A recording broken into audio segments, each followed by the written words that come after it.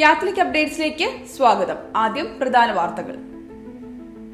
സമാധാനമാണ് ക്രിസ്മസിന് നൽകാൻ കഴിയുന്ന ഏറ്റവും വലിയ സമ്മാനം, മാർപ്പാപ്പ. യേശുവിന്റെ സന്ദേശം സാർവത്രിക ലോകത്തിന് മുഴുവനും വേണ്ടി, ഉപരാഷ്ട്രപതി. ദേവദാസൻ മോൺസിഞ്ഞർ ജോസഫ് പന്നിക്കാരൻ ധന്യപദവിയിൽ. വത്തിക്കാൻ റേഡിയോയുടെ മലയാള വിഭാഗത്തിന് 60 വർഷം. നിക്കരാഗ്വയിൽ ടൂറിസ്റ്റുകൾക്ക് ബൈബിൾ നിരോധിച്ചു. വാർത്തകൾ വിശദമായി. സമാധാനമാണ് ക്രിസ്മസിന് നൽകാൻ കഴിയുന്ന ഏറ്റവും വലിയ സമ്മാനം, മാർപ്പാപ്പ. ക്രിസ്മസിന് നൽകാൻ കഴിയുന്ന ഏറ്റവും വലിയ സമ്മാനം സമാധാനമാണെന്ന് ലിയോ 14 പാപ്പ ഇറ്റാലിയൻ കാത്തലിക് ആക്ഷനിലെ യുവജനങ്ങളോട് സംസാരിക്കുകയായിരുന്നു പാപ്പ. കടകളിൽ നിന്ന് വാങ്ങാൻ കഴിയുന്നതിനേക്കാൾ വിലപ്പെട്ട ഒരു സമ്മാനമാണ് സമാധാനം. കാരണം സമാധാനം യഥാർത്ഥത്തിൽ ഹൃദയത്തിൽ മാത്രം കാണപ്പെടുന്ന സമ്മാനമാണ്. സംഘർഷത്തിൽ മുറിവേറ്റ രാഷ്ട്രങ്ങൾക്ക് സമാധാനം ലഭിക്കണമെന്നും നാം എല്ലാവരും ആഗ്രഹിക്കുന്നു. എന്നാൽ ഐക്യവും ബഹുമാനവും ആരംഭിക്കുന്നത് ദൈനംദിന ബന്ധങ്ങളിൽ, വീട്ടിൽ, ഇടവകയിൽ, സഹപാഠികളുമായും സഹപ്രവർത്തകരുമായും നാം കൈമാറുന്ന വാക്കുകളിലും പ്രവൃത്തികളിലുമാണെന്ന് മറന്നു പോകരുത്, പാപ്പ പറഞ്ഞു. യേശുവിന്റെ സന്ദേശം സാർവത്രിക ലോകത്തിന് മുഴുവനും വേണ്ടി, ഉപരാഷ്ട്രപതി. യേശുവിന്റെ സന്ദേശം സാർവത്രിക ലോകത്തിന് മുഴുവനും വേണ്ടിയുള്ളതാണെന്ന് ഇന്ത്യയുടെ ഉപരാഷ്ട്രപതി CP രാധാകൃഷ്ണൻ. ഭാരത കത്തോലിക്ക മെത്രാൻ സമിതിയുടെ ആഭിമുഖ്യത്തിൽ ഡൽഹിയിൽ നടന്ന ക്രിസ്മസ് ആഘോഷങ്ങളിൽ പങ്കെടുത്ത സന്ദേശം നൽകുകയായിരുന്നു അദ്ദേഹം. സമാധാനവും ഐക്യവും സ്ഥാപിക്കാൻ ലോകത്തിലേക്ക് വന്ന യേശുവിന്റെ ജീവിതത്തിലും പ്രബോധനങ്ങളിലുമാണ് ക്രിസ്തീയതയുടെ സത്ത മുഴുവനും സ്ഥിതി ചെയ്യുന്നതെന്നും അദ്ദേഹം അഭിപ്രായപ്പെട്ടു.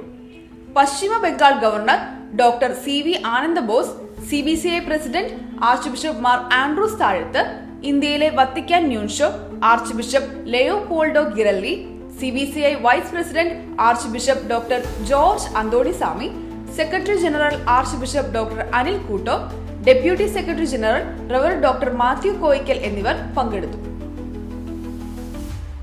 ദേവദാസൻ മോൺസിഞ്ഞർ ജോസഫ് പന്നിക്കാരൻ ധന്യപദവി. Medical sisters of saint Joseph സന്യാസിനി സമൂഹം അഥവാ ധർമ്മഗിരി സന്യാസിനി സമൂഹം സ്ഥാപകൻ ദേവദാസൻ മോൺസിഞ്ഞർ ജോസഫ് പന്നിക്കാരൻ ധന്യപദവിയിലേക്ക്. ചരിത്രകാരന്മാരുടെയും ദൈവശാസ്ത്രജ്ഞന്മാരുടെയും സുദീർഘമായ പഠനങ്ങളും കർദിനാളന്മാരുടെ സംഘത്തിന്റെ പരിശോധനകളും പൂർത്തിയാക്കിയതിനെ തുടർന്നാണ് മോൺസിഞ്ഞോർ പന്നിക്കാരനെ ധന്യപദവിയിലേക്ക് ഉയർത്തുന്നത്. 1888 സെപ്റ്റംബർ 10 ചേർത്തല ഉഴവയിലായിരുന്നു ഫാദർ പന്നിക്കാരന്റെ ജനനം. 1918 ഡിസംബർ 21 വൈദികനായി. അധ്യാപകനായി ജോലി ചെയ്തുവെങ്കിലും രോഗി ശുശ്രൂഷയായിരുന്നു അദ്ദേഹത്തിന് ഏറെ ഇഷ്ടം.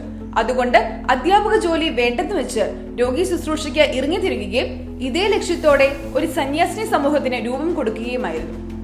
1949 നവംബർ 4 അന്ത്യം. 2010 ജൂലൈ 18 ദേവദാസനായി പ്രഖ്യാപിക്കപ്പെട്ടു. വത്തിക്കാൻ റേഡിയോയുടെ മലയാള വിഭാഗത്തിന് 60 വർഷം. വത്തിക്കാൻ റേഡിയോയുടെ മലയാള വിഭാഗം 60 വർഷം പൂർത്തിയാക്കി. 1965 വത്തിക്കാൻ റേഡിയോ മലയാള വിഭാഗം തുടക്കം കുറിച്ചത്. പോൾ ആറമൻ പാപ്പ ഇന്ത്യ സന്ദർശിച്ചതിന്റെ പശ്ചാത്തലത്തിലായിരുന്നു ഇത്. 1931 വത്തിക്കാൻ റേഡിയോ ആരംഭിച്ചത്. നിക്കരാഗ്വയിൽ ടൂറിസ്റ്റുകൾക്ക് ബൈബിൾ നിരോധിച്ചു. നിക്കരാഗ്വയിലെത്തുന്ന ടൂറിസ്റ്റുകൾക്ക് ബൈബിൾ നിരോധിച്ചു. പ്രസിഡന്റ് ഡാനിയൽ ഓർട്ടേഗയുടെ നേതൃത്വത്തിലുള്ള സ്വേച്ഛാധിപത്യ ഭരണകൂടത്തിന്റെ ക്രൈസ്തവ വിരോധത്തിന്റെ ഏറ്റവും പുതിയ മുഖമാണ് ഇതിലൂടെ അനാവരണം ചെയ്യപ്പെടുന്നത്. UK കേന്ദ്രമായി പ്രവർത്തിക്കുന്ന ക്രിസ്ത്യൻ സോളിഡാരിറ്റി വേൾഡ് വൈഡ് ആണ് ഇക്കാര്യം റിപ്പോർട്ട് ചെയ്തിരിക്കുന്നത്. കാത്തലിക് അപ്ഡേറ്റ്സ് ഇനി വെള്ളിയാഴ്ച. നന്ദി.